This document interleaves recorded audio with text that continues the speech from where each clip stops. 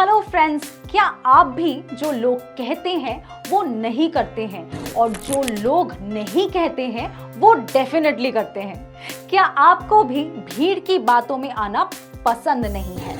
अगर डिफरेंट करना है आपके इन्वेस्टमेंट स्ट्रैटेजी का हिस्सा है तो कॉन्ट्रा फंड्स आपके इन्वेस्टर पर्सोना से सही से अलाइन कर सकते हैं। नाउ कॉन्ट्रा फंड्स ऐसे इक्विटी ओरिएंटेड म्यूचुअल फंड्स होते हैं जो मार्केट से एग्जिस्टिंग ट्रेंड्स के अगेंस्ट इन्वेस्ट करते हैं, यानी दे टेक अ व्यू जो ऑपोजिट होता है रेस्ट ऑफ द मार्केट से। मतलब ये कि सबसे ज्यादा इन्वेस्टेबल स्टॉक्स जो most of the mutual fund schemes invest in के बजाय Contra funds undervalued and often overlook stocks को सिलेक्ट करते हैं। मगर ये ऐसा भला क्यों करता है? अब क्योंकि ये अंडरवैल्यूड सिक्योरिटीज होती है। Now these are available at a lower price. Long run में जब मार्केट करेक्शन ऑकर करता है तो ये जब मार्केट बुलिश टर्न करते हैं इन अंडरवैल्यूड सिक्योरिटीज की वैल्यू में राइज, जिसके कारण one can earn significant returns.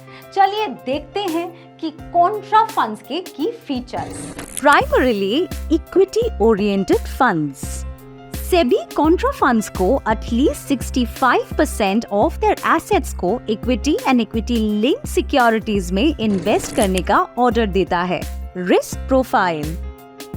अब क्योंकि कॉन्ट्रा फंड्स प्रिवेलिंग ट्रेंड के अगेंस्ट बेट करते हैं, they have higher risks.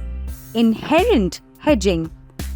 Contra funds Jin stocks को अपने पोर्टफोलियो में इंक्लूड करता है वो ऑलरेडी एक डिस्काउंट में ट्रेड करते हैं, तो अगर मार्केट डाउनटर्न भी लेता है तो ऐसे स्टॉक्स की शायद इतनी प्राइस डिक्लाइन ना हो जितनी fall stabler large cap, multi cap, mid cap का दूसरा इक्विटी फंड्स में हो।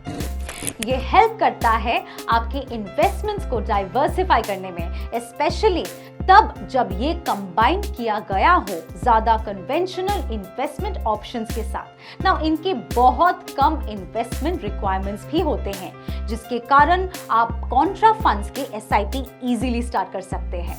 नाउ हिस्टोरिकली कॉन्ट्रा फंड्स ने भी अच्छे रिटर्न्स डिलीवर करे हैं, averaging around 19% to 20% per annum over the last 10 years।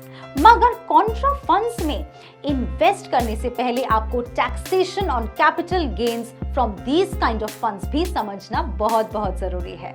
Now अगर फंड्स होल्ड करने का ड्यूरेशन 1 साल यानी 12 months से कम है तो profits from these funds are considered short term capital gains and in पर 15% फ्लैट टैक्स लगता है। अगर यही होल्डिंग पीरियड 12 months से ज्यादा हो तो लॉन्ग टर्म कैपिटल गेन्स पर जो ₹1 लाख से ज्यादा हो उन पर 10% टैक्स लगता है विदाउट इंडेक्सेशन। कॉन्ट्रा फंड्स को अपने पोर्टफोलियो का हिस्सा बनाने से पहले अपना risk tolerance level, investment horizon, financial goals, investment objectives and the fund managers expertise जैसे सारे क्रूशियल फैक्टर्स को जरूर ध्यान में रखें। इन सारे एस्पेक्ट्स को ध्यान में रखने से आप भी एक इन्फॉर्म्ड चॉइस बना पाएंगे और सही कॉन्ट्रा फंड चुन पाएंगे। नाउ हम अपने अगले वीडियो में लिक्विड फंड्स पर डिस्कशन करेंगे। कमेंट्स में बताएं कि क्या आप जानते हैं कि लिक्विड फंड्स क्या है। If you like this video, do like, share and subscribe to our channel. Thank you so much for watching.